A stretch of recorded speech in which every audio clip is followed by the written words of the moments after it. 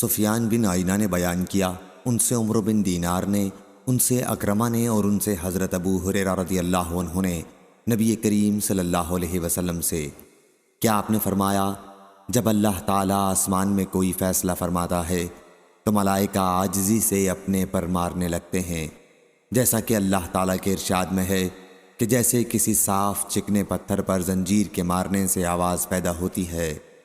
اور علی بن عبداللہ المدینی نے بیان کیا کہ سفیان بن عیینہ کے سوا اور راویوں نے صفوان کے بعد ینفذہم ذالک، جس سے ان پر دہشت طاری ہوتی ہے کہ الفاظ کہے ہیں، پھر اللہ پاک اپنا حکم فرشتوں تک پہنچا دیتا ہے، جب ان کے دلوں پر سے ڈر جاتا رہتا ہے تو دوسرے دور والے فرشتے نزدیک والے فرشتوں سے پوچھتے ہیں پروردگار نے کیا حکم صادر فرمایا؟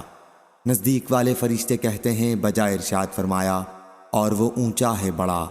فرشتوں کی یہ باتیں چوری سے بات اڑانے والے شیطان پا لیتے ہیں، یہ بات اڑانے والے شیطان اوپر تلے رہتے ہیں ایک پر ایک۔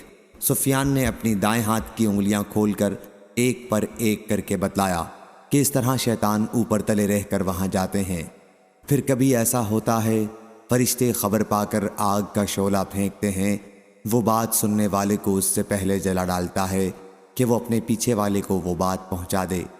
کبھی ایسا ہوتا ہے کہ وہ شعلہ اس تک نہیں پہنچتا اور وہ اپنے نیچے والے شیطان کو وہ بات پہنچا دیتا ہے، وہ اس سے نیچے والے کو، اس طرح وہ بات زمین تک پہنچا دیتے ہیں یہاں تک کہ زمین تک آ پہنچتی ہے۔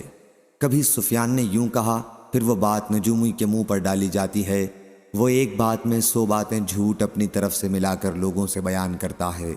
کوئی بات اس کی سچ نکلتی ہے تو لوگ کہنے لگتے ہیں دیکھو اس نجومی نے فلاں دن ہم کو یہ خبر دی تھی کہ آئندہ ایسا ہوگا، اور ویسا ہی ہوا، اس کی بات سچ نکلی۔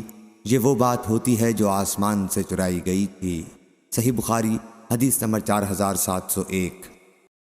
حضرت عبداللہ بن عمر رضی اللہ عنہ نے بیان کیا کہ رسول اللہ صلی اللہ علیہ وسلم نے اصحاب حجر کے متعلق فرمایا تھا کہ اس قوم کی بستی سے جب گزرنا ہی پڑ گیا ہے تو روتے ہوئے گزرو، اور اگر روتے ہوئے نہیں گزر سکتے تو پھر اس میں نہ جاؤ، کہیں تم پر بھی وہی عذاب نہ آئے جو ان پر آیا تھا۔ صحیح بخاری حدیث نمبر 4702۔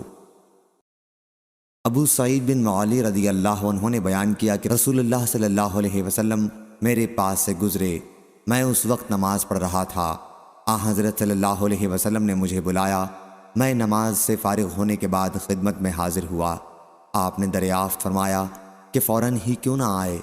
عرض کیا کہ نماز پڑھ رہا تھا۔ اس پر آپ صلی اللہ علیہ وسلم نے فرمایا کیا اللہ نے تم لوگوں کو حکم نہیں دیا ہے کیا اے ایمان والو جب اللہ اور اس کے رسول تمہیں بلائیں تو لبیک کہو؟ پھر آپ نے فرمایا کیوں نہ آج میں تمہیں مسجد سے نکلنے سے پہلے قرآن کی سب سے عظیم سورت بتاؤں؟ پھر آپ بتانے سے پہلے مسجد سے باہر تشریف لے جانے کے لیے اٹھے تو میں نے بات یاد دلائی۔ آپ نے فرمایا کہ سورہ الحمدللہ رب العالمین، یہی سبع مثانی ہے اور یہی قرآن عظیم ہے جو مجھے دیا گیا ہے۔ صحیح بخاری حدیث نمبر 4703۔ حضرت ابو ہریرہ رضی اللہ عنہ نے بیان کیا کہ رسول اللہ صلی اللہ علیہ وسلم نے فرمایا ام القرآن یعنی سورہ فاتحہ ہی سبع مثانی اور قرآن عظیم ہے۔ صحیح بخاری حدیث نمبر 4704۔